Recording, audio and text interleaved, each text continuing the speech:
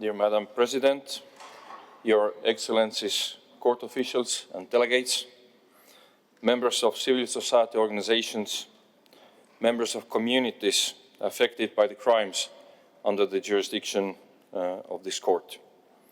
It is an honor to address you.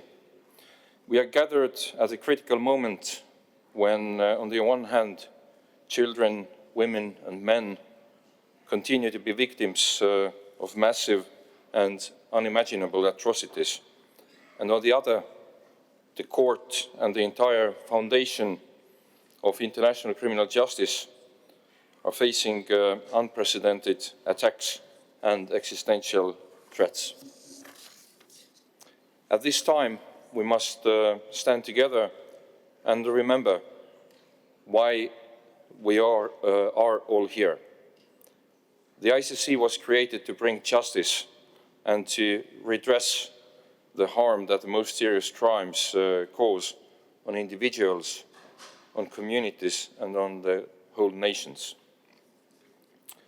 In this endeavor, the reparative work of the ICC through the Trust Fund for Victims ensures justice to victims. The judicial proceedings of the court have advanced and they have expanded, and thus the work of the Trust Fund needs to be understood by our critics and our supporters alike as being at the heart of the aspirations of the Rome Statute. For too long, efforts of redress to victims have been treated as an add-on to accountability, almost as an afterthought in our words and deeds about the ICC internationally and domestically. Programs for the benefit of victims have received the much appreciated voluntary financial support from numerous states parties. But still, the number of contributing countries and the volume of this support is too little to do justice to the lofty ambitions of those who have adhered to the aspirations of the Rome Statute. Your government established this court because nations learned the hard way that the lack of accountability threatens peace and it threatens security, and that lack of redress and reparation repeat cycles of violence. The Board of Directors has reported to the Assembly what redress has meant in practice. Nearly 78,000 individuals have benefited in the past 5 years. Every figure in our reports, they represent a person, a life, a former child soldier seeking to rebuild a broken childhood, a survivor of sexual violence reclaiming their sense of safety and dignity, a community struggling to preserve its culture and way of living after devastation, and many others. Nearly 3/4 of participants in our programs that are presented in the report refer to women and girls. These women are not merely beneficiaries. They are survivors. They are caregivers and agents of resilience, holding families and communities together despite immense trauma. The Rome Statute system exists for them. So when the court is supported and when victims experience reparative justice, you are enabling not only the upholding of norms, but also healing. You are enabling hope that devastation may have an end. Together, we are building a narrative of hope and our common future. In approving the budget for the court to do its work, in protecting the court from threats, and in providing necessary contributions to the Trust Fund for Victims, you are declaring to your own nations and to the world that norms and people matter, that security matters, and that peace matters. The court and the Trust Fund have done the work. With successful convictions of the most responsible perpetrators of mass crimes, the continuous delivery of reparations and programs of assistance with economic prudency and unstoppable determination for business continuity in the face of serious threats.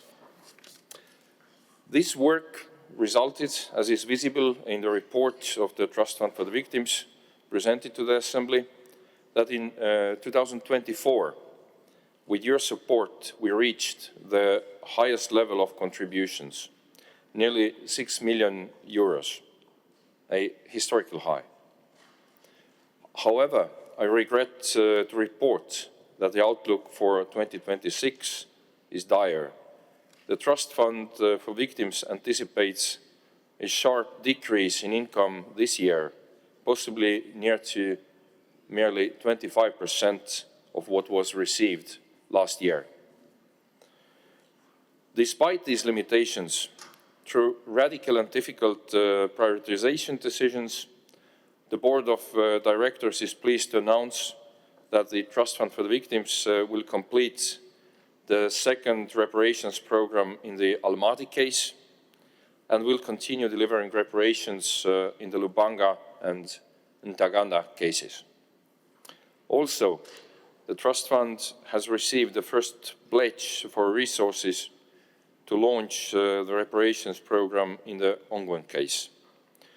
This first pledge from the ODA eligible funding from Finland, together with the allocations that the board made from contributions in 2024, will shortly enable the announcement of the first complement to the Ongwen reparation order, and to launch the initial phase of the program, even if only modestly.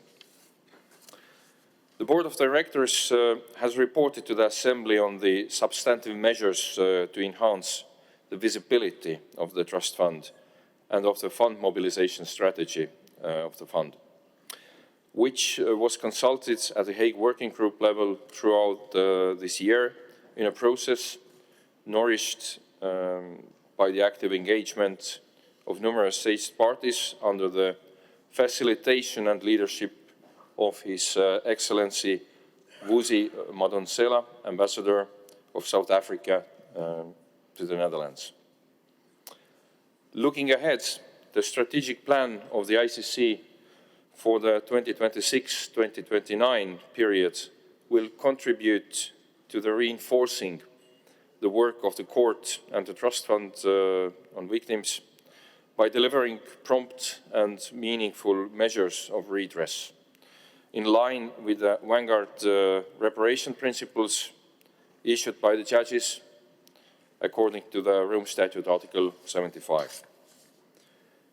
In closing, the Board of Directors wishes to recognize the work of the ICC Presidency, the judges, the deputy prosecutors and their office, as well as, very importantly, of the essential support the Trust Fund for Victims has received from the registry.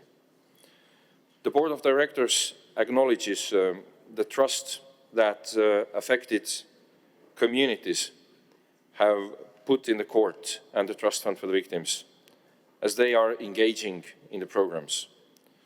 The Trust Fund is both humbled and driven by our service to them. Dear Excellencies, justice, very much like history, is made by the acts of individuals. This includes activists, human rights defenders, academia, and the staff of this Court. Centrally, it relies on you, delegates from states parties, who have the power to shape, through this Assembly, a pathway towards justice and redress for the benefit of all humanity. I thank you very much for attention.